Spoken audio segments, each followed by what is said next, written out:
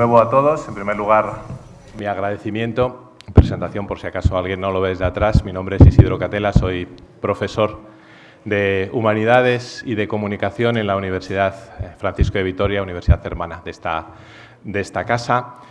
Y me han pedido que modere de forma inmoderada, porque tengo que presentar a las dos personas que están a mi lado, darles la palabra y después el coloquio, que seguro que es lo más sugerente, y además que participe, es decir, que tenga también una intervención después de las que tengan ellas, ¿no?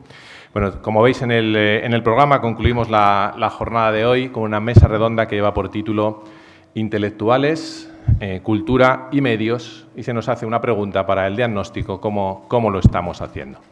La vamos a estructurar de la manera en la que os he comentado. Vamos a intervenir cada uno de nosotros tratando de ser lo más sugerentes posibles, puesto que exhaustivos para responder a esta pregunta es absolutamente imposible, y también por vuestro bien. Es viernes a última hora de la tarde, con 10 minutos que hablemos cada uno es suficiente, y después seguro que lo más interesante son las preguntas que nos tengáis que trasladar. 10 minutos cada uno, abiertos al coloquio con posterioridad.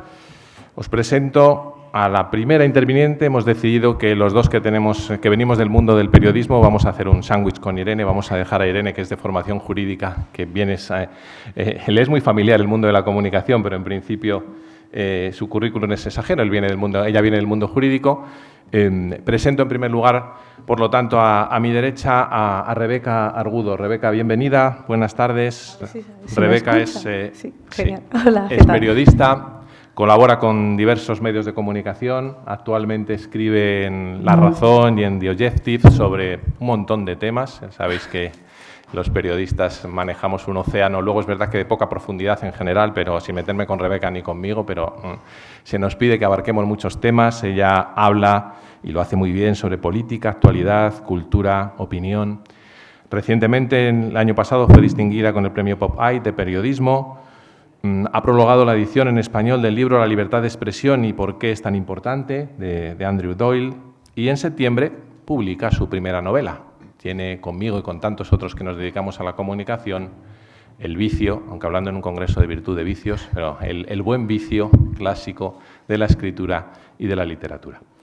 Rebeca, muchas gracias por tu presencia. Los primeros 10 minutos son tuyos. Venga, gracias a vosotros por haberme invitado y por soportar la turra que os voy a dar ahora. Voy a intentar ser breve y no demasiado aburrida. Bueno, empezamos diciendo intelectuales, cultura y medios y cómo lo estamos haciendo. Así que me parecía buena idea empezar contestando para luego llevarme la contraria a mí misma. Así que empezaré con un mal. Lo estamos haciendo mal, pero ahora desarrollo punto por punto. En realidad yo enmendaría la primera parte de la frase, intelectuales, cultura y medios. Para hacerlo voy a intentar hacerlo desde la tercera persona, que al final sería mi trabajo, que sería intentar aproximarme lo máximo posible a eso que hemos dado por llamar la verdad. Y para hacerlo uno tiene que hacerlo de la manera más desprejuiciada y honesta posible, intentando contemplar toda la amplitud del escenario, así que me alejaré un poco y entonces hablaré en tercera persona tanto de los intelectuales como de la cultura como de los medios. Yo intentaría alejarme primero de una especie de paroxismo desilustrado que estamos cayendo ahora y que es de juzgar sin ser capaces primero de definir. Lo vemos, por ejemplo, por poner un ejemplo pegado a la actualidad, con este feminismo que defiende a la mujer pero es incapaz de definirla. Bueno, pues alejémonos de eso y para poder hablar de si lo estamos haciendo mal o lo estamos haciendo bien, tratemos primero de definir a qué nos estamos refiriendo. Y entonces empezaré por los intelectuales. ¿Quiénes serían ahora los intelectuales? Son los intelectuales aquellos que se arrogan el epíteto, los que firman manifiestos, que están deficientemente redactados y que demonizan a una parte de la sociedad desde una especie de superioridad moral que se autoadjudican. Si es en ese caso, si estamos hablando de los que se definen a sí mismos como nosotros los intelectuales, estaríamos hablando de Rosalén, estaríamos hablando de Pepe Villuela y estaríamos hablando de Carlos Bardem o de Alberto San Juan. Y parece que ese sería el paradigma de la intelectualidad hoy en día. Si es así, recordaré, pero por apuntar, que en los años 20 y 30 nuestra intelectualidad la componían Unamuno, Ortega, Pérez de Ayala, Marañón, Azaña, Juan Ramón Jiménez, Gómez de la Serna. A ver, habría que señalar aquí, yo creo, una especie de desvirtuación radical de la figura del intelectual, aun huyendo de eso que sabemos que es las malas pasadas que nos puede jugar la nostalgia y que en aquel momento ellos mismos tampoco es que fueran considerados intelectuales, eran cuestionados por sus coetáneos como lo son ahora nuestros intelectuales. Y aquí caeríamos en una de las paradojas de lo que a mí me parece que es el ser intelectual. La palabra intelectual, que como la palabra idiota, admite poco el que sea uno quien se la dice a sí mismo. Nadie dice de uno mismo soy un intelectual como nadie dice soy un idiota. Siempre es otro el que tiene que verte como tal.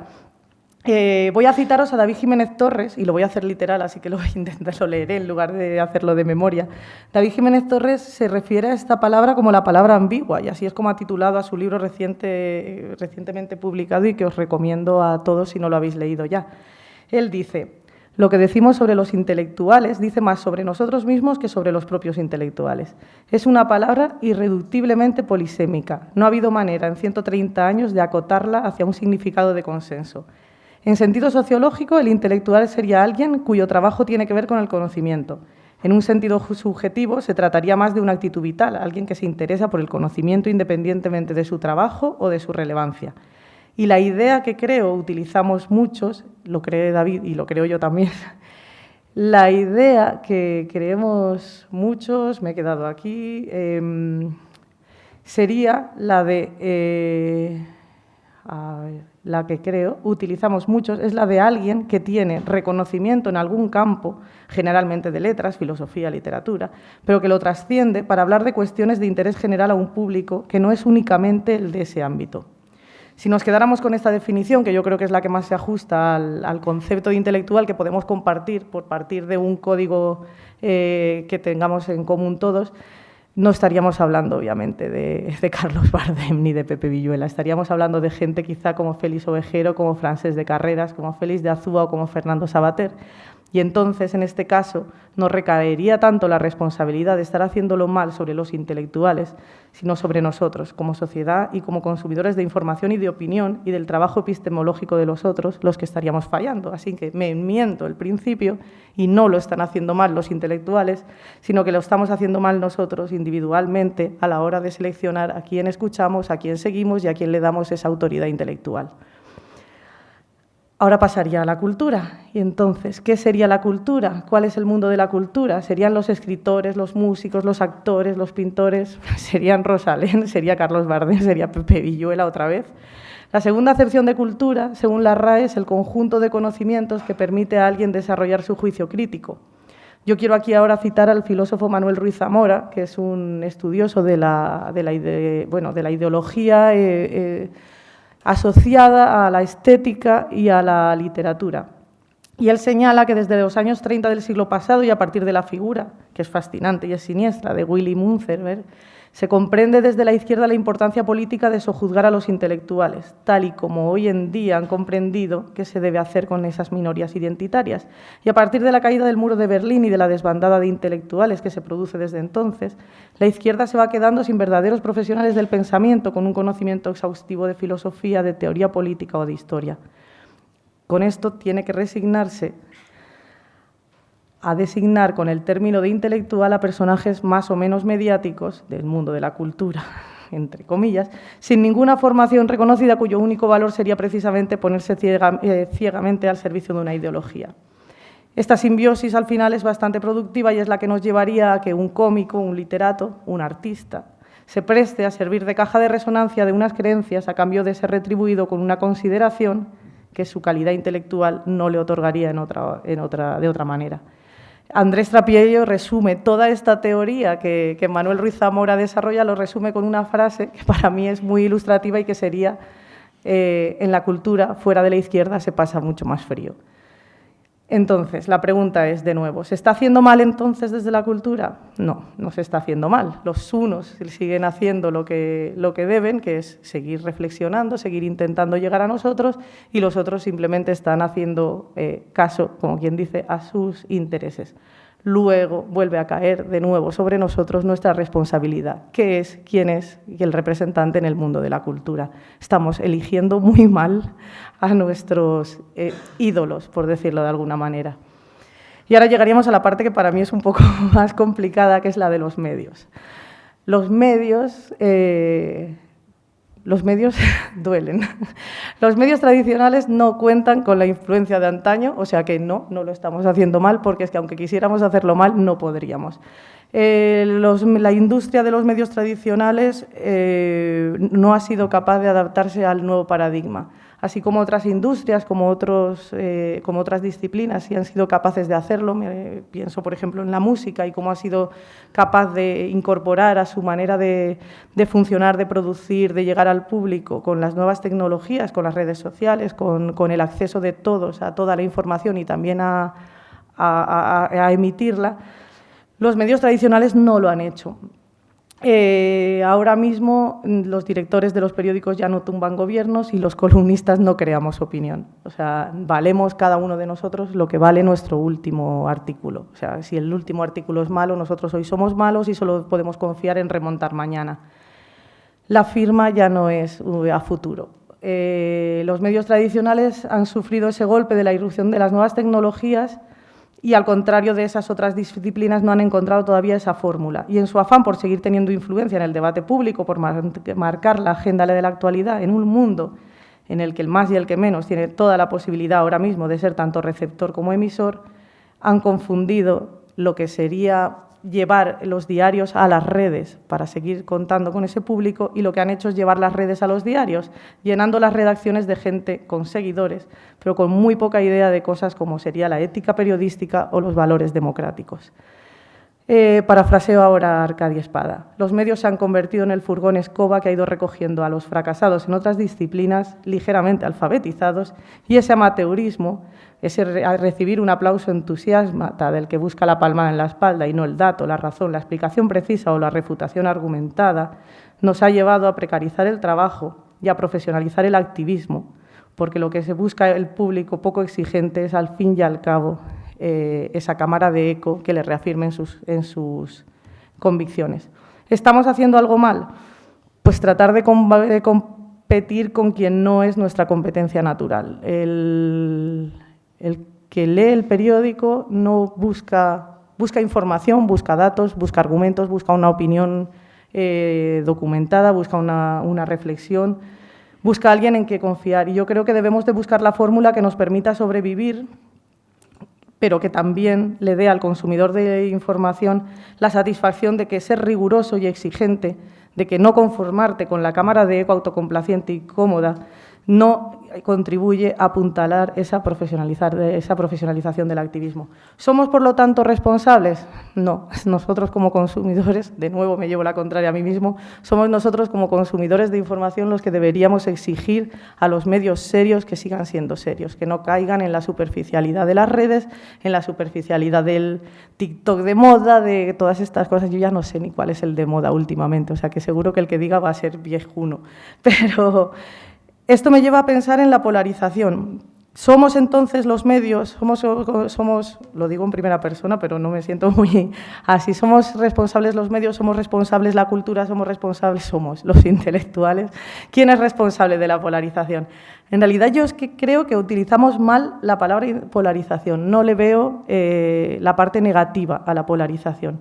No es la polarización lo negativo. La polarización es no solo deseable, sino positiva. ¿Por qué? Porque nuestra Constitución promulga en el artículo 1 de su título preliminar, cuando habla de los valores superiores y habla de la justicia, habla de la libertad y habla de la igualdad, habla también de la pluralidad política. La pluralidad política es exactamente eso, que podamos pensar diferente y convivir en paz. Olvidamos siempre ese cuarto valor superior que deberíamos de defender con el mismo ahínco que el resto. Y eso nos lleva inevitablemente a que haya polarización, porque va a haber diferentes opiniones. El único momento histórico en el que hay consenso, en el que hay un pensamiento único, que al final un consenso no es más que pensar lo mismo todos, es en una dictadura y es una zona oscura de la que no queremos, de la que hemos salido y a la que no queremos volver.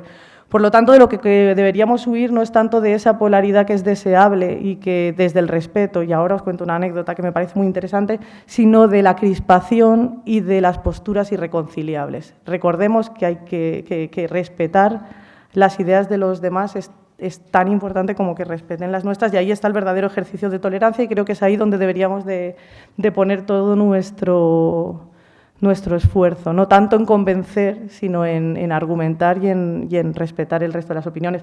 De hecho, cuando se debate en la Constitución del 78 el añadir la pluralidad política, se debate si se debía de poner el respeto a la pluralidad política o solo la pluralidad política. Muchos defendieron que no era necesario porque se daba por supuesto que si había una pluralidad política había un respeto, igual que había un respeto por la libertad, por la igualdad y por la justicia. Pero visto lo visto hoy en día, quizá no habría estado de más añadirlo, puesto que la pluralidad política la tenemos, hay diferentes partidos políticos, hay diferentes opiniones y todos podemos manifestarla, pero donde tenemos que trabajar es en ese respeto. Y ahí sí creo que deberíamos de los medios poner nuestro granito de arena. Muchas gracias, Rebeca. Nada. No solo por ajustarte estrictamente a los 10 minutos, que es lo que solemos mirar los moderadores de la mesa, sino por el ramillete de ideas que has puesto encima de la mesa y que estoy seguro que después, trataré de hacer una pequeña síntesis final, dará juego para la conversación. A mi izquierda, a vuestra derecha, Irene, bienvenida. Irene González, ella es licenciada en Derecho por la Universidad Complutense de Madrid, técnico de Auditoría del Estado, ha sido cooperadora internacional con la Unión Europea. Su relación de amor-odio, más amor, pero va a sacar el odio también, me lo ha prometido, con los medios de comunicación pasa porque es columnista de Voz Populi desde octubre del año 2020. Escribe también algunos domingos en La Gaceta, literalmente me dice ella cuando encuentra tiempo, y participa con cierta frecuencia también en tertulias de televisión como analista política. Irene, muchas gracias. Los siguientes 10 minutos son tuyos. Lo primero, muchas gracias por organizar este evento de jóvenes, por invitarme y por pasar este rato de calor refugiada dentro del aire acondicionado aquí dentro del CEU. Yo voy a empezar un poco al revés de lo que ha comentado Rebeca, pero de medios, cultura, intelectuales, pero no me resisto a recordar una cosa que decía Escotado sobre qué son los intelectuales, y decía que es alguien que tiene como profesión el no tener ninguna profesión, y que aléjense, por favor, de todo aquel que se autoperciba, no ya que lo confiese, como si fuese un intelectual.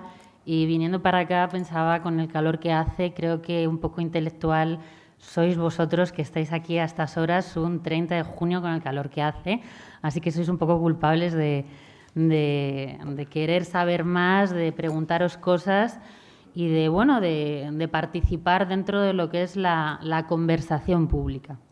En el tema de los medios, por empezar con mis compañeros, bueno, pues Rebeca ha tocado cosas que son muy interesantes y que yo comparto. Lo que sucede es que cuando se habla de la pérdida de relevancia de los medios, no solamente se debe, a mi juicio, a que se ha expandido la cantidad de medios que hay, redes, ¿no? Todo el mundo puede participar, sino que al poder participar también todo el mundo, se ha visto realmente que los medios tienen ciertas carencias y que es como ver al rey un poco desnudo. Y entonces, esa confianza que creo que es esencial, no en un medio de comunicación, porque ahora mucha gente no lee un periódico, sino que sigue a una determinada persona, esté de acuerdo o no esté de acuerdo con esa persona, porque entiende que cierta honestidad o le gusta leer por lo que sea, ¿no?, a esta persona. Entonces, el tema de tener la confianza del lector, el saber que tú lo que estés diciendo estarás de acuerdo o no, te estarás equivocando o no, porque efectivamente no todas las semanas puedes estar de la misma forma, no todos los días y no sobre todas las cuestiones, pero que el lector perciba verdad, que perciba que lo que tú estás diciendo no forma parte de ese consenso unánime, esa corrección, ¿no? Es como, estaré de acuerdo o no, pero percibo que hay una verdad y yo puedo confiar. Y entonces es cuando tú acudes a esa persona en plan de ¿qué piensas sobre esto? Y esto ya nos empieza a recordar a qué es eso de un intelectual, ¿no? Porque antiguamente, cuando no había estas redes las redes de comunicación, las redes sociales, pues efectivamente uno podía decir, oye, ¿qué está pensando esta persona que está en este periódico? Porque había, digamos, un cierto monopolio, ¿no?, de lo que era la opinión pública. Pues cuando la gente percibe eso es algo muy difícil de ocultar con todos los medios públicos que se dan a los medios de comunicación, con toda la maquinaria periodística, especialmente en las televisiones que hay. La gente, la verdad, es una cosa muy poderosa. Y aunque se quiera ocultar, porque el tema de la pluralidad política que ha comentado antes Rebeca, creo que es, o sea, la falta más grave que podemos encontrar ahora. Ahora la gente en los medios de comunicación, especialmente en la televisión, que lo hemos visto además esta semana, está más preocupada porque sea correcto lo que se dice, más que decir algo que sea verdad, ¿no? Esa corrección. Hay gente a la que te dicen, no, esta persona no le podemos dar la palabra, esta persona no puede participar en el debate público porque su opinión es peligrosa. ¿Y quién decide estas cosas? Este consenso. ¿Quién ha establecido este nuevo consenso de quién puede participar en el debate público y qué ideas han de estar desterradas? ¿Quién lo ha decidido? Este consenso que nos imponen desde arriba. Desde arriba. Una de las cosas muy buenas que yo me he encontrado con lectores, que además lo estaba comentando antes, yo tengo la enorme suerte del elevado nivel de ciertos lectores. Si tú ahí te das cuenta que hay gente que desde determinados medios miran desde una torre de sabiduría a la gente, ¿no? Cuando nosotros los ciudadanos puede que tengas más formación, mucha más inquietud, mucho más conocimiento, porque nos hemos dedicado a pensar en soledad. El pensar en soledad y no pensar para ser aceptado dentro de un grupo muy reducido que suele ser un poco endogámico y que depende luego de ciertas estructuras económicas, por así decirlo, ¿me entendéis? Pues eso te dota, ¿no?, de cierta profundidad de cosas y sabes identificar muy bien qué es verdad, qué no. Y sé que es muy duro, yo lo digo porque como escribo cosas que no suelen estar dentro de lo que sería aceptado en el hormiguero, por así decirlo, ¿no? Pues es necesario tener la valentía de decirlo. No estoy hablando de mí porque yo vivo una vida muy cómoda, ¿eh? O sea, hay otra gente que vive en regiones como el País Vasco, como Cataluña, como en Baleares, que por ciertos temas tienen, bueno, una vida bastante complicada por haberse significado políticamente. Bueno, pues estas personas en España a día de hoy, bueno, pues esto de la pluralidad están polarizados, son radicales, ¿no? Entonces dices, pero bueno, vamos a ver, llega el momento de que estas cosas se tengan que decir y que la verdad esté en los medios más que nada, o si se puede estar en los medios, porque es una necesidad nuestra personal, hasta en un sentido filosófico, ¿no? Ya no diré que eso va a beneficiar nuestra comunidad política, la supuesta democracia que podamos tener, porque efectivamente la Constitución dice una serie de cosas que luego pues no se cumplen mucho, porque lo del tema de la separación de poderes, bueno, pues el Parlamento es el Ejecutivo es ejecutivo porque controla el Parlamento y a su vez, el Ejecutivo, quiero decir, luego decide el Poder Judicial, ¿no? Y entonces esa falta de control también repercute necesariamente en la falta de pluralidad en los medios. Entonces, vemos que hay un consenso.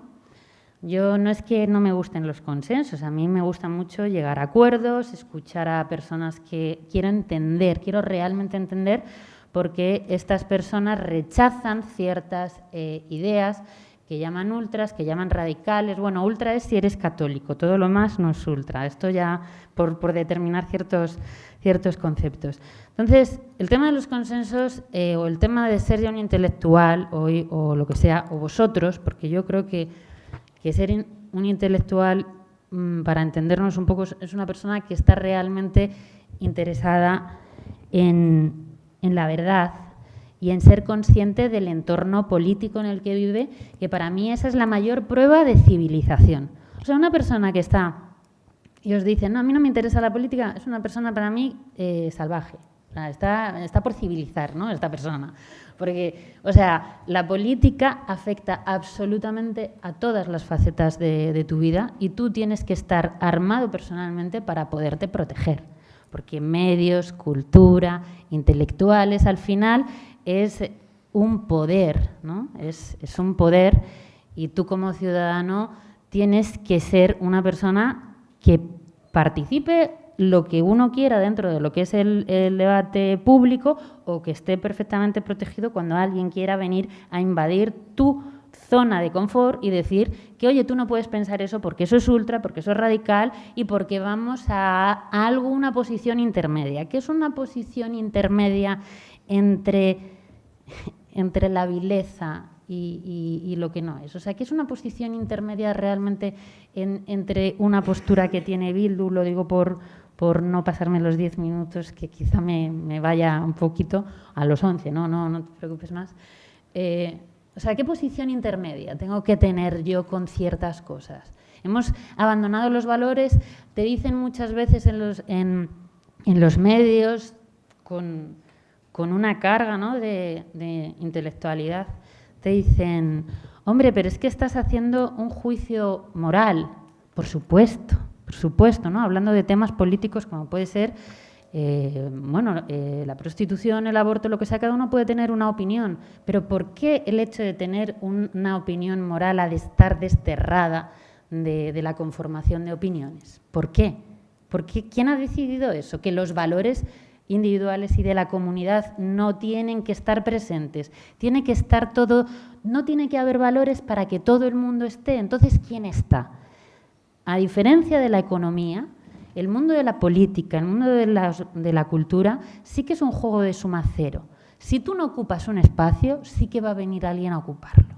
Entonces, esto de no establecer tú, no querer, especialmente en Europa, digo por lo que está pasando, hemos rechazado tener el marco cultural que hemos tenido siempre, del cristianismo, a nivel ya religioso, pero también cultural, porque había otra religión que era la democracia, que sí, que efectivamente, que muy bien, tiene que tener unos valores, pero como que se ha desterrado el hecho de tener ciertos valores. La opinión de un católico para el tema, por ejemplo, del aborto, te dicen, pero esa es tu opinión porque eres católico. Bueno, ¿y qué pasa?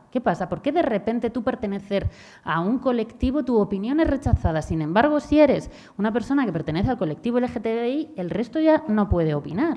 Entonces, hay una situación en la que sí que hay una irrupción, no solamente quizá en los medios, y gracias también a la tecnología, que es que a lo mejor la gente se ha cansado de un consenso que quién lo ha establecido realmente, porque los ciudadanos vemos que luego entre nosotros hay una diferencia abismal entre lo que se dice en los medios y lo que vemos con nuestros ojos.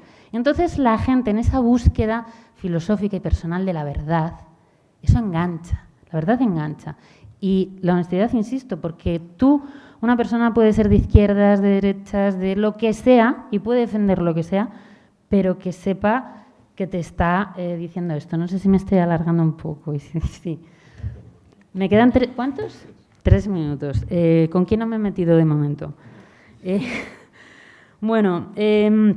Y quería también enlazar esto con el tema que habéis tenido hoy durante todo el día de la virtud en política, ¿no?, que es de lo que iba vuestro congreso. La virtud en política parece ya casi como una frase que dices, no puede ser, virtud y política son cuestiones antagónicas porque hay una degradación en la opinión de qué es política, porque hemos permitido que lo que es más virtuoso sí que en verdad yo creo que hay ¿Cómo se dice gente que no pertenece a un colectivo se meten a políticos? O sea, las peores personas, no quiero decir, parece que están en política pues por intereses, ¿no? Que vemos cuando la política es una actividad que debería de ser llena de honestidad, llena de virtud, de sacrificio, y sobre todo el sacrificio yo lo adjunto, y sé que a lo mejor esto puede ser polémico, con lo que es el patriotismo. ¿Por qué? Porque muchas veces se ha denostado en esto de no tener valores, en el tema de denostar absolutamente toda la identidad, porque, permítanme, no es lo mismo una identidad posmoderna de estas de ahora, con ciertas identidades que son, bueno, duraderas, ¿no? A lo largo de todo lo que ha sido la historia de la humanidad, como puede ser una identidad que esté relacionada con tu patria, una identidad que esté relacionada con Dios, ¿no?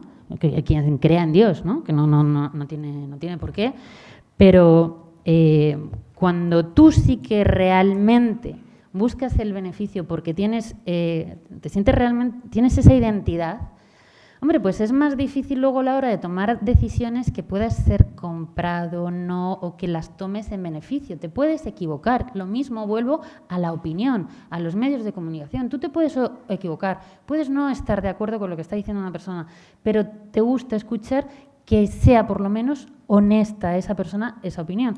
Pues con la política pasa un poco lo mismo. Esa búsqueda de la verdad, esa búsqueda de la virtud, porque la política es civilizatoria de las sociedades, ¿no? Es un poco así. Lo que pasa es que, claro, cuando está ocupada por gente que no tiene ningún tipo de valores, pues al final la política se convierte en una pocilga, ¿no? Que pasa mucho y lo vemos a diario porque no vemos que, por ejemplo, el debate público con la cantidad de medios, y cuando digo medios me refiero a presupuesto, que está destinado, yo perdón que me vaya por el tema de presupuestos de lo que son las administraciones, y luego el tema político, nosotros de verdad estamos concatenando campañas electorales.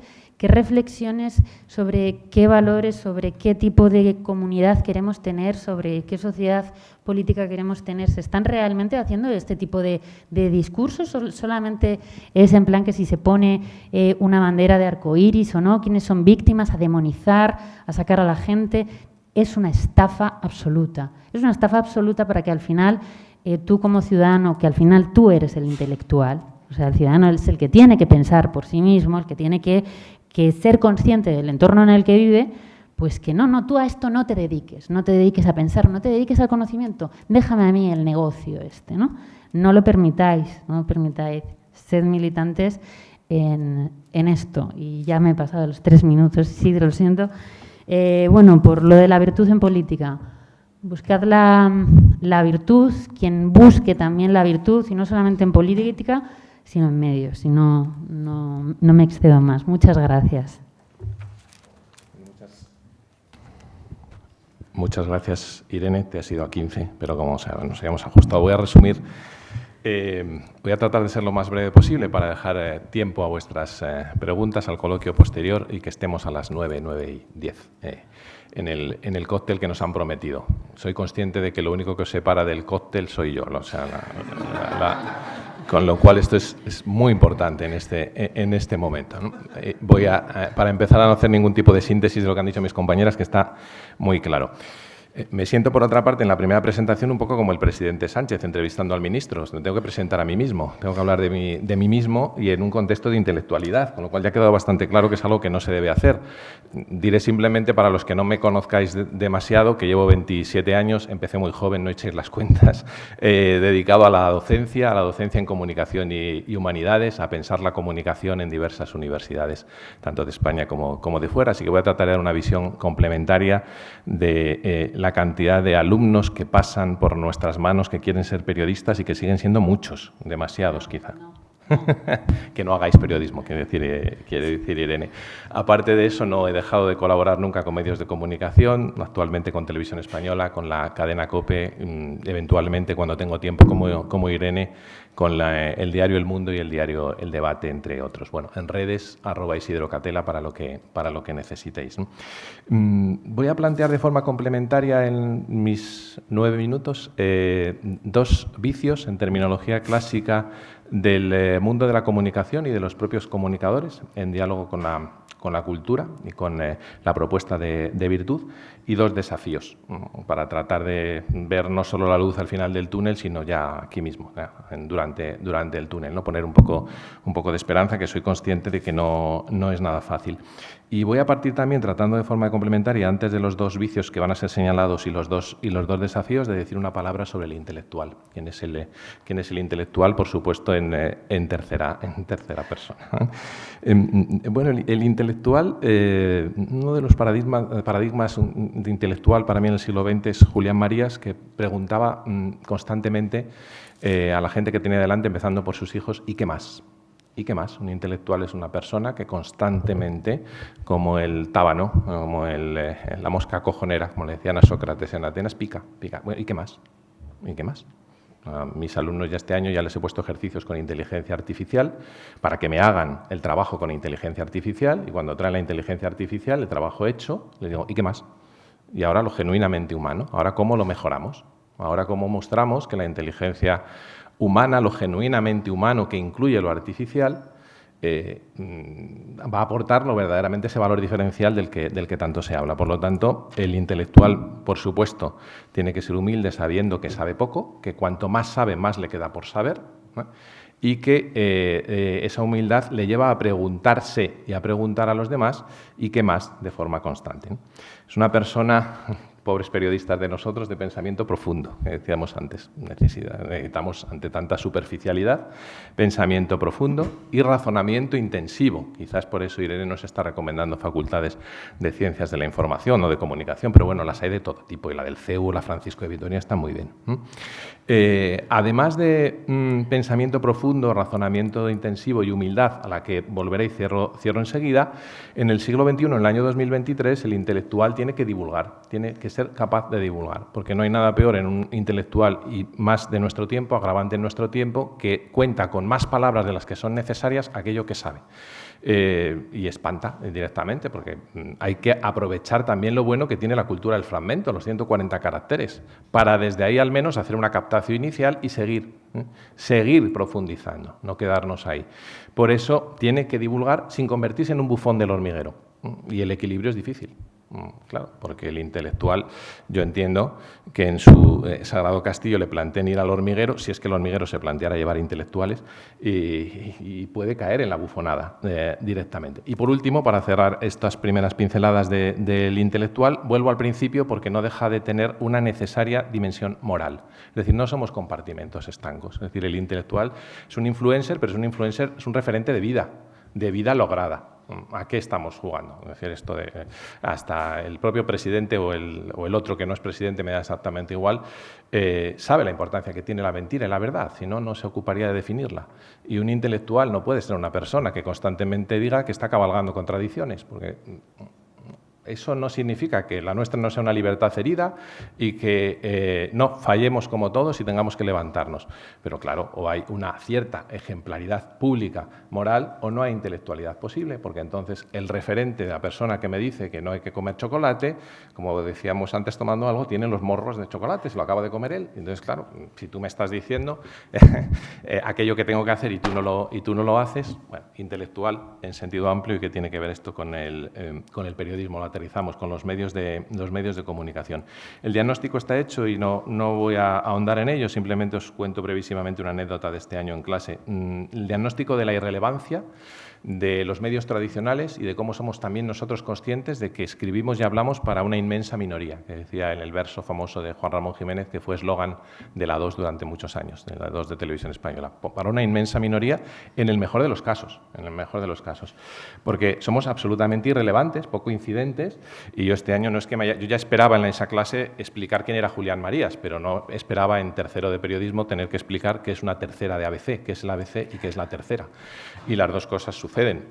Y suceden no solo, como he dicho antes, por echar la culpa afuera, sino porque el propio alumno que tengo delante, en su propia forma mentis, no entiende lo que es una tercera, no lee 1, 2 y 3. Insisto que en el mejor de los casos le llega una tercera de ABC como un elemento desgregado de todo lo demás, y si sabe lo que es ABC o es capaz de cuadrarlo en el espacio ideológico, ese es que lee y tiene aprobada ya la asignatura de inicio, ¿vale? Bueno, marco general y muy rápidamente los vicios. Habría más, ¿no? Pero si virtud es, en sentido clásico, fortaleza y excelencia, en el griego vicio sería nuestras debilidades y nuestras mediocridades, ¿no? Por citar solo dos que me parecen muy evidentes y hacia las que tenemos que hacer cierta revisión. Los medios de comunicación, aquellos que trabajamos, tenemos una cierta pretensión de totalidad, y esto es peligroso porque tiene una raíz pareja con totalitarismo, es decir, la realidad que se presenta como verdad se nos presenta como toda la realidad y como toda la verdad, y esto que cualquiera que haya pasado por un aula del CEU, por poner, sabe que no es así, pero tenéis que pensar que la gran mayoría de la gente no sabe que es así, y entonces sigue valiendo como referente, se ha dicho en determinado lugar, lo ha dicho determinada persona, es verdad, y además es toda la verdad. Y tenemos que ser muy humildes. Ortega hablaba del principio de economía en la educación, que había que hacer una poda, porque os han recomendado un libro, los que seáis cinéfilos, id a ver El maestro jardinero, que está en cartelera, sobre la poda, sobre la necesidad de la poda en la educación y en la propia vida, ¿no? El reconocimiento de los propios límites, porque el discípulo, en este caso el lector o aquel que nos aguanta y nos escucha, no puede aprender todo lo que habría que enseñarle, todo lo que habría que mostrarle. Y cualquiera que trabajamos en este bendito oficio o nos dedicamos a enseñarlo, las dos cosas, pues sabemos que pueden cambiar los instrumentos, que pueden cambiar los modelos de empresa, que pueden cambiar los hábitos profesionales, que pueden cambiar muchas herramientas, pero que hay función que sigue siendo la misma, que es tensión hacia la verdad, dimensión moral, ha salido que seleccionamos, que jerarquizamos, que interpretamos y que contextualizamos. Y todo eso con una pretensión de totalidad de la realidad, pues no encaja bien en ninguno de los casos, ¿no? Bien, hay un segundo vicio junto a esta pretensión de totalidad que a mí me preocupa, y es que incluso en muchas facultades de comunicación y de humanidades se sigue manteniendo, a mi modo de ver, desde una manera romántica, una romantización de una historia liberal, ¿no? que le siga asignando a la prensa el papel de perro guardián de las libertades. Y esto creo que es una visión del vaso medio lleno, no es necesariamente pesimista, ¿no? La prensa, como se decía antiguamente, los medios de comunicación han dejado de ser parte de los contrapesos del poder porque ella misma es parte del poder. Y así no hay perro guardián que pueda funcionar. Esto es como el cartel disuasorio que te ponen en un chalet, cuidado con el perro, y cuando miras es un caniche que ladra pero no muerde. Aquí no hay cuidado con el perro, ninguno. No hay cuidado con el perro ninguno, porque buena parte de las dinámicas, especialmente de los medios tradicionales, pero no solo, no solo, han dejado de ser parte de esos contrapesos porque ellos mismos son parte de él. Y apuntamos dos desafíos a partir de este cuadro, bueno, en el mejor de los casos gris, ¿no? Por si os queréis apuntar a alguna facultad que tenga algo que ver, o como decía mi madre y mi padre, haz periodismo, que es clásico esto, haz periodismo, pero antes haz otra cosa cualquiera, y luego ya haz lo que quieras después. Bueno, pues si por caéis en la tentación o simplemente os interesa este tema, creo que tenemos un enorme desafío de seguir creciendo en la formación humanística de la gente que se dedica a la comunicación. Se ha apuntado de manera muy genérica, pero actualmente, también en el mejor de los casos, aparece como una asignatura o dos de ética y deontología. Si está bien configurado el plan de estudios, no es un pegote, es decir, hay una cierta síntesis de saberes, pero esto es la excepción. La formación que se da es una formación muy deficiente y muy poco humanística, muy poco basta con V en este punto. Y además, cuando se intenta, y puesto que hay poco tiempo para ello, para hacer esa síntesis de saberes a los comunicadores, se deja en un barniz que sería una educación en valores a todas luces insuficiente, porque basta tener experiencia humana para saber que el conocimiento del valor no nos asegura ningún tipo de cumplimiento, ni siquiera nos acerca a cumplirlo mejor. Es decir, ya que estamos en el congreso que estamos, hay que proponer, hay que tomarse en serio la educación del carácter, la educación en las virtudes, por muy mala prensa que tengan las virtudes y buena que puedan tener algunos de los vicios. Es decir, ¿qué es esto de educar en una solidaridad genérica? ¿Qué es un periodista solidario? ¿Qué es eso de un valor musical, de que te guste la música? Pues eso está fenomenal, pero además aprende a tocar el piano.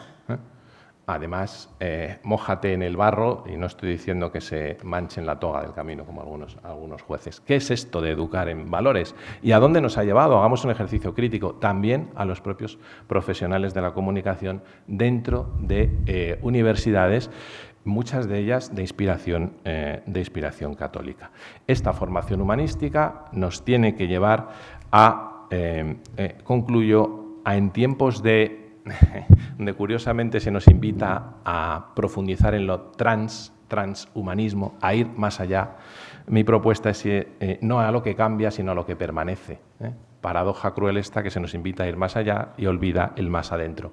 Más en el hacia adentro, en una educación que no confunda Sócrates decía el cuidado del alma, el cuidado de sí, con una suerte de vigoresia existencial, que es donde estamos, una vigoresia de gimnasio. Bueno, pues a cuidarnos un poco más en lo humano, en lo profundamente humano, porque no hay periodista posible, no hay comunicador posible que, si no se toma en serio a sí mismo y no dejamos de ser, cuidarnos para ser buenos profesionales, salimos de esa rueda, luego resulta claro que las cifras es que somos la profesión con más divorcios, con más dipsómanos, etcétera, etcétera, porque para empezar no nos cuidamos intelectualmente, no nos cuidamos profesionalmente, trabajamos 25 horas sobre 24 y dice Han, el filósofo de moda, que somos consumidores consumidos. Pues sí, claro, nosotros los primeros, y como el chocolate, yo le estoy diciendo a mi hijo que deje el móvil y yo estoy con el móvil. Y además me autojustifico porque yo me dedico a esto. Entonces, así no hay forma. Y bueno, pues no sé, alguien tendrá que tomar las riendas, ¿no? y ponerle patas a esto. Al mismo tiempo, no confundamos conversación con conexión. Con estar todo el día conectados, la conversación nos humaniza, la conversación es profundamente humanizadora, y echo de menos en los intelectuales, en las presencias en comunicación, más conversación y menos conexión, también saliendo del ámbito de los medios tradicionales. Bueno, la pretensión era agitar el árbol, como habéis dicho, como habéis oído. Hemos dicho un montón de cosas complementarias entre sí, desde focos, perspectivas distintas, que es lo que se le pide en principio a una mesa redonda, y la parte más interesante es la que viene ahora. Así que tenemos 15 minutos para vuestras preguntas. ¿Me dejas una cosa antes de que preguntéis? Has mencionado a Julián Marías y no me puedo resistir. Yo recomiendo La España Real, que leáis, que busquéis. Creo que Julián Marías es un intelectual español que ha hablado sobre la transición, cosas que a día de hoy no se permitirían decir, y tiene unas reflexiones que son muy interesantes. Lo digo porque esta generación tenga cierta conexión. Bueno, que Julián Marías no es de mi generación para nada, pero bueno, yo lo he leído, La España Real, y os lo recomiendo. Hay ya 2 preguntas, 3, 4, 5, que bien. Sí. No sé. Bueno, primero, ¿podemos retrasar un poco el cóctel? Muchísimas gracias por la ponencia y la preparación. Era solo empezar aquí. Por el tema de la irrelevancia de los medios tradicionales, que sí que es una narrativa que a nivel económico pues conoceréis mucho mejor que nosotros, que os dedicáis a ello, pero cogiendo un poco el hilo de las inmensas minorías que comentabais, Sí que es cierto que esas imágenes de gente leyendo el periódico en el metro, que ahora no están, pero tampoco hay que romantizarlas, ¿no? Quizás porque al final, mirándolo con los ojos críticos de la historia, pues quizás se estaban entreteniendo, igual que ahora nos entretenemos con otras cosas de formato audiovisual, y no estaban mucho mejor formados ni tampoco quizás mucho mejor informados. Entonces, yo creo que estando en el CEU, estamos pues bastante acostumbrados a cuando intentamos incidir en la vida pública, pues, ostras, montamos un periódico, ¿no? ¿Y por qué lo hacemos? ¿O por qué se hace? No voy a hablar en primera persona, pero ¿por qué se hace eso? Porque se sabe que es este tipo de medios, digitales o no, pero ciertamente tradicionales, los que permiten incidir quizás en minorías, pero minorías que acaban decidiendo muchísimo. Entonces, yo que pues muchísimos jóvenes se pasen el metro, y no tan jóvenes, mirando TikTok, no me importa tanto, pero sí que quiero que el CEO de una empresa se informe a través pues, de un diario riguroso, etcétera, etcétera. Entonces, no sé si al cuestionar un poco la narrativa de la decadencia de los medios tradicionales, no estamos quizás romantizando un poco el pasado y dejando de ver que te vas a cualquier empresa del IBEX y mucho más allá, y el Confidencial sigue estando en todas las newsletters, en todos los teléfonos de directivos, en el Congreso se sigue leyendo lo que sea, y también para no desanimarnos, de decir, ostras, es que sigue habiendo sitio para incidir en todo eso, y si 3 periodistas nos dicen que no, pues ya apaga y vámonos, ¿no? Un poquito. ¿Le puedo...? 1 minuto para cada uno, ¿vale? Vale. Yo cuando he dicho que no estudiéis periodismo, no me lo toméis en plan a mal. Al revés, se necesita gente que venga ya viendo los errores que se han cometido. El tema de la relevancia, yo os animo muchísimo porque en un mundo cada vez más conectado, el tema de la comunicación cada vez es más importante. Cuanto mejor comuniques, cuanta mejor información tengas y cuanto más interesado estés en la verdad, ahora tu mercado es mucho mayor. O sea, tú ahora, en serio, aunque efectivamente esté muy romantizado, que antes solamente se escuchaba 4 voces, yo estoy muy de acuerdo contigo, a mí el papel, yo soy más digital porque pertenezco quizá a una generación que es que yo misma he cogido más digitales y demás. Pero no, al revés, no lo veas porque no haya ciertos periódicos. Los periodistas y el mundo de la comunicación ahora tienen un mundo para expandirse como nunca lo ha habido y cada vez va a ir a más, en todos los ámbitos, o sea, no. Es que yo te voy a desanimar. Bueno, me sabe mal. Bueno, yo voy a intentar luego no hacerlo. No, yo a lo que me refería es que a mí no me preocupa que tú estés bien informado, porque estás aquí, has perdido el tiempo en venir. Quiero decir, doy por supuesto que eres un consumidor de información responsable. El problema es que no todo el mundo es así de responsable. Entonces, cuando todos tenemos acceso a un montón de información, pero al mismo tiempo todos somos capaces de emitir información, el filtro eres tú mismo. Entonces, alguien que es exigente y que va a buscar la fuente o aproximarse a la verdad, o que está interesado en contrastar diferentes opiniones o diferentes de una misma noticia desde 2 puntos de vista diferentes, no hay ningún problema, obviamente. El problema es que hay gente con prisas, que hay gente que no le interesa, que va a confiar en cualquiera. O sea, las fake news, por ejemplo, son un problema real. El problema es cómo las identificamos. Cuando el propio presidente del Gobierno te dice que está contra las fake news, pero aprovecha un estado de alarma para introducir una instrucción por la cual se pueden retirar páginas web simplemente con la excusa del estrés social, como ocurrió al principio de la pandemia. Pues quiero decir, estamos en peligro. Entonces, el problema es que antes el filtro estaba en unos profesionales y no quiero caer en la nostalgia que juega malas pasadas, porque siempre es más fácil ver el pasado con esos ojos del enamoramiento. Pero es que ahora no tenemos ese filtro profesional que nos facilitaba el trabajo. Entonces, ese filtro recae en nosotros directamente. Entonces, yo confío en ti como receptor de información, solo por el hecho de que estás aquí, que has estudiado, que tienes unos intereses. Pero es que eso no ocurre con todo el mundo. Entonces, es muy fácil que calen noticias falsas, es muy fácil que calen otro tipo de informaciones que no son rigurosas, y directamente falsas. A eso me refería con eso, con que todos somos. Es verdad que tenemos al alcance de la mano muchísima información, pero también es verdad que es contraproducente en muchas ocasiones. Entonces, tenemos una responsabilidad en eso también como consumidores, y eso no lo teníamos antes. No sé si te he desanimado mucho. Por tratar de animarte. Cuando yo hablo para una inmensa minoría de Juan Ramón Jiménez, lo hago consciente de la paradoja, es decir, no para refugiarme en una nostalgia absurda, ¿no? Y lo hago conectando, no lo he sacado antes, pero para mí tiene una conexión evidente con la formulación de Benedicto XVI de minorías creativas. Cuando hablamos de minorías creativas, estamos presuponiendo un diagnóstico que, en principio, no es excesivamente favorable a nuestros intereses. Es decir, partimos de una situación que no es de dominio, que no es de homogeneidad. Eso, al final, puede ser, como hemos hablado de pluralidad moral, pues hasta bueno y enriquecedor, pero la nostalgia se dispara porque no es la deseada. Deseamos ser más, ¿no? Más y mejores, y somos pocos. Y entonces, bueno, parece que somos pocos, pero como en el complejo de las uvas verdes, pero seamos creativos, ¿vale? Bueno, está muy bien, seamos levadura en la masa, está muy bien. Entonces, y seámoslo, siendo conscientes del riesgo, de la situación de partida que nos puede llevar a un refugio nostálgico que creo que no nos lo podemos permitir, estoy contigo, siendo capaz de discernir que bueno, que por ejemplo la lectura, mis hijos que leen casi todo, menos mal que leen, pero casi todo aquí y muy poquito en papel, pues yo me peleo porque hay otras competencias que se dice hoy que el papel introduce, que no introduce la famosa maquinita, ¿no? Y lo conocemos. Entonces, no es sustituir, sino complementar. La minoría creativa nos puede sumir en un refugio nostálgico, creo que no nos lo podemos permitir. La minoría creativa tiene un riesgo evidente, o la inmensa minoría, que es que nos convierta en un gueto. Creo que tampoco nos podemos permitir. Y otro de los riesgos sobre el que habría que debatir más, que en principio sí que sería plausible, es el del lobby. Pero ¿qué tipo de lobby?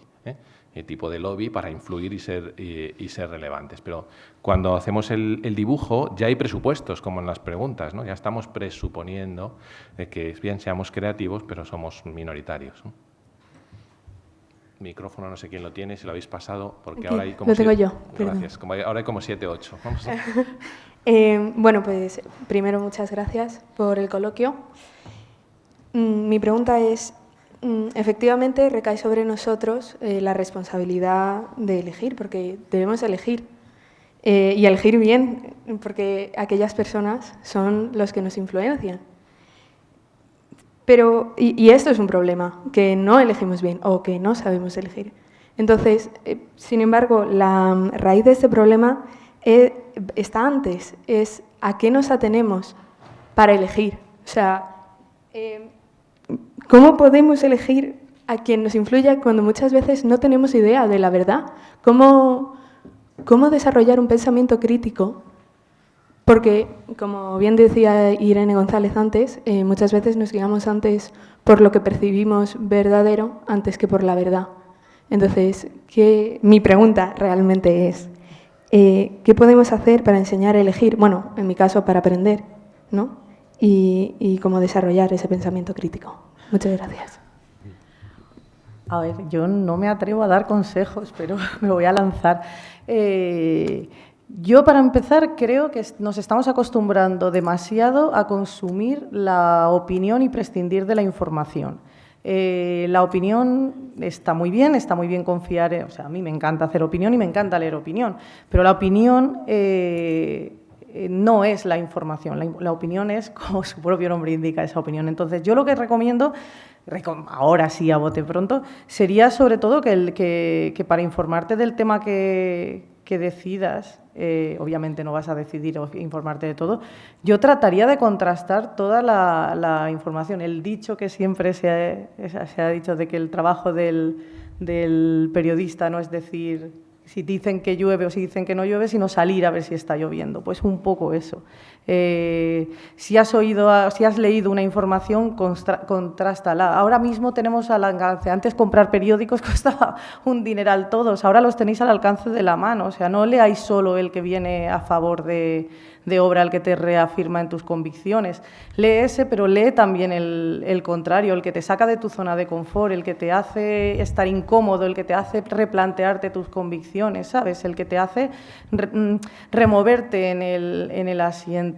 Y luego lee opinión y elige a quién lees en opinión, quién te gusta, qué firma, por qué te gusta y exacto, confía en él, confía en su estilo y discrepa también, no siempre tienes que estar de acuerdo. el pensamiento crítico al final es trabajar ese ser consciente de que tú te puedes equivocar como se puede equivocar el de enfrente. Yo creo que tenemos, y voy rápido para que podáis contestar vosotros también, yo creo que sobre todo hay que enfrentarse al que discrepa sin presuponerle maldad, equivocación o desinformación. Porque es que si no, no hay manera de establecer un diálogo. Entonces, yo haría eso, contrastar todo el tiempo y dudar. Bueno, no sé si te he ayudado. Yo aquí sí que quizá voy a decir algo, a ver cómo te lo digo. Yo, efectivamente, yo te diría, lee sin parar, sed curiosos, o sea, patológicamente curiosos, y preguntaos, sobre un tema, yo realmente si leo 4 periódicos, ¿me voy a informar o hay un consenso en la información ahora en todos los periódicos sobre ciertos temas? ¿Realmente a día de hoy yo tengo acceso a una pluralidad de ideas en todos los campos o se ha decidido que sobre ciertas ideas no existe esa pluralidad? Pregúntate eso también. Entonces, cuando veas eso, o sea, tenéis que ser brutalmente curiosos. Pero hasta que penséis que dices, no duermo por la noche, efectivamente, en ese momento, cuando no duermas por la noche, hasta eso. Porque hemos visto además estos últimos años cómo se ha decidido sobre ciertas cosas no se puede publicar. Sobre ciertas cosas no se puede esto aparecer en la televisión. Y sobre estas cosas ni siquiera lo puedes mencionar en el espacio público. Entonces, ya no se trata, fíjate, de informarte, que dices, oye, infórmate sobre esta noticia. Ahora mismo te vas a las noticias de ciertos medios de comunicación. ¿Realmente es información? Lo siento por ser así, pero lo digo como principal consumidora, como principal cliente.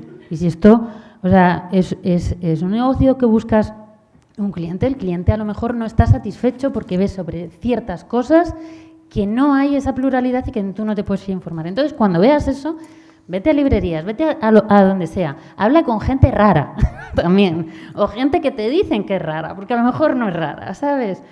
O sea, sed así y entended también que, bueno, que estáis dentro de un mundo que tiene unas ciertas reglas y aunque en ciertos momentos vayáis a jugar con ellas, no perdáis la cordura en ese camino de dónde estáis, que es verdad y que es mentira.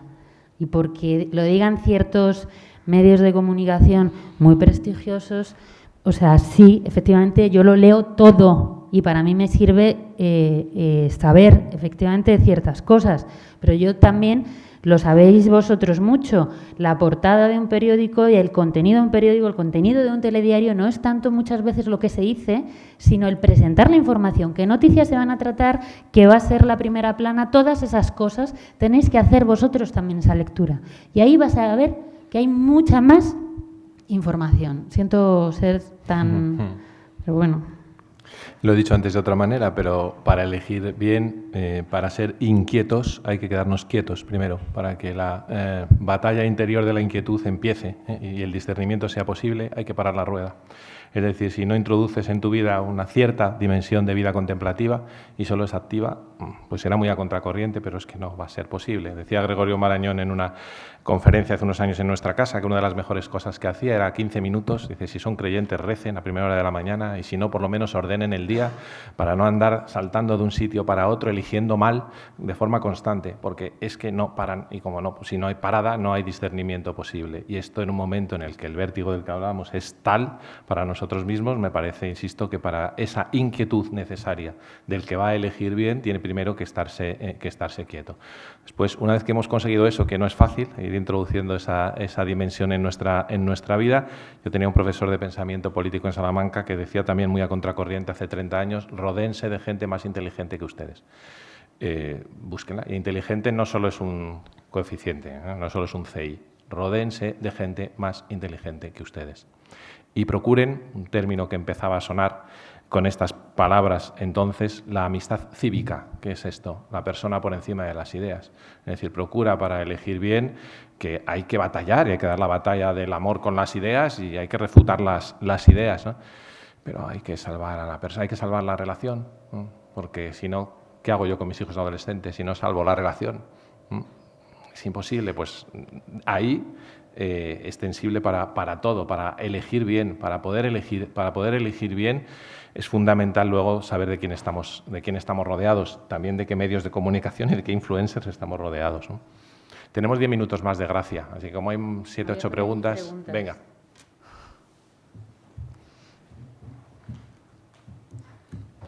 Siete minutos nos quedan, venga. Primero, muchas gracias por este evento y buenas tardes. Yo tengo una pregunta que hace años o meses que me la estoy planteando sobre si la tecnología afecta directamente sobre la sociedad haciéndola más ruda, más inculta. Sobre todo en ciertos territorios de nuestro país. Y eso es todo. No sé si me podrán responder a esta pregunta porque Sí. Sinceramente no he hallado respuesta alguna. Si la tecnología ha mejorado la información. ¿Nos hacen mejores o peores como sociedad? Más inculta. Sí. Bueno, yo creo que el conocimiento que hay en Internet, en las tecnologías, o sea, ha democratizado mucho el conocimiento. O sea, ahora está al acceso de casi cualquiera, si sabes buscar, si tienes curiosidad, a dónde llegas. O sea, yo creo que las tecnologías han hecho mucho bien, ¿no? Para que cada uno de los ciudadanos tenga acceso a un conocimiento que a lo mejor antes no tenía. Que luego también, claro, esas tecnologías facilitan que saque lo peor del ser humano, también saca lo mejor, pues ahí estamos como en la vida. En la calle también ves cosas terribles y cosas buenas. Tú vas eligiendo, vas huyendo. O sea, el mundo de las tecnologías para mí ha facilitado muchas cosas y luego lo malo que hay pues es como en la vida. Nosotros elegimos lo que vemos y lo que no. Espero haberte respondido. Yo respondería muy brevemente, Sí. Y es que la tecnología es una herramienta. Quiero decir, un libro lo puedes leer o le puedes dar en la cabeza a otro. O sea, que al final se reduce a qué uso haces de ellas. Volvemos a lo mismo, se trata de una opción personal, cómo la quieras utilizar y para a qué uso quieras darle.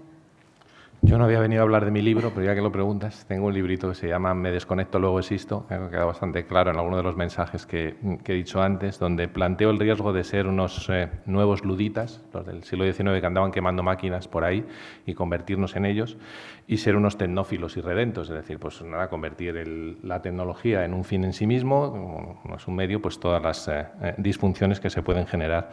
Entonces, esto a nivel teórico lleva su tiempo pensarlo, pero es relativamente fácil, luego hay que bajarlo a la práctica, ¿vale? Pero a mí me gusta decir que no el futuro, sino el presente ya es de aquellos que saben integrar equilibradamente las ventajas que nos proporciona un mundo conectado.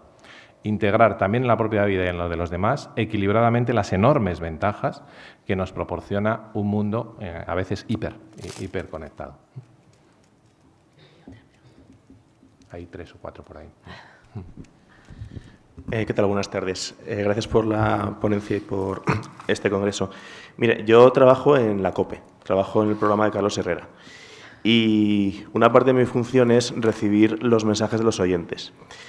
Claro, desde las 4 de la mañana personas que están mandando mensajes sobre la actualidad política, mucho camionero, mucho panadero, y claro, tienen comentarios con mucho sentido común, donde explican en 20 segundos algo que pues Jorge Bustos, Carmelo Encinas o Gloria Lomana están explicando en varios minutos de radio.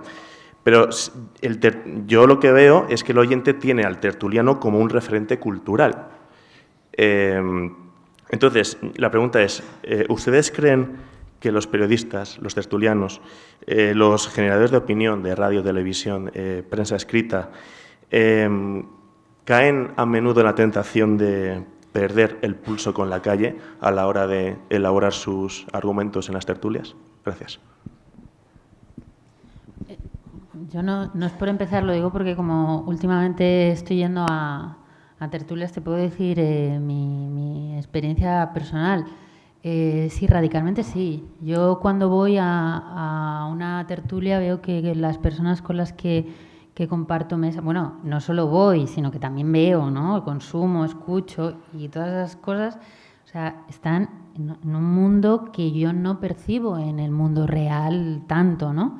Y para mí la desconexión es total. Por eso creo que sí que es necesario. ¿Por qué? Porque veo una falta de pluralidad, no de opinión.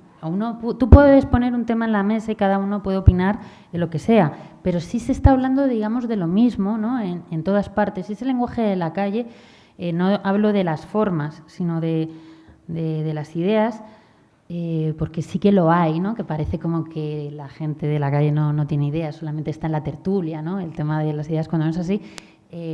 Hay una sorpresa, ¿no? En esa burbuja en cuanto tienen conexión con el mundo real, y me parece interesantísimo lo que tú haces de meter la opinión de la calle dentro de lo que es la tertulia. Y sí, yo creo que hay una cierta desconexión, por no enrollarme más. Pues a mí no me preocupa tanto la desconexión con la calle, porque al final somos todos tenemos familia, todos tenemos amigos, todos estamos en la calle, a todos nos afecta la política, sino que me preocupa mucho más el exceso de servidumbre hacia un público. Yo creo que muchas veces el tertuliano es más fácil que caiga del lado del aplauso fácil y del complacer a ese público que sabe fiel y dejarse arrastrar por un personaje, que todo lo contrario. Entonces a mí me hace gracia porque me preocupa más todo lo contrario, la servidumbre más que la desconexión. Bueno, me dice Fernando que seguimos abajo, que está el cóctel preparado, así que a vuestra disposición. Además, me viene el guante perfecto, porque yo colaboro con la COPE y va a ser juez y parte, así que os contesto abajo.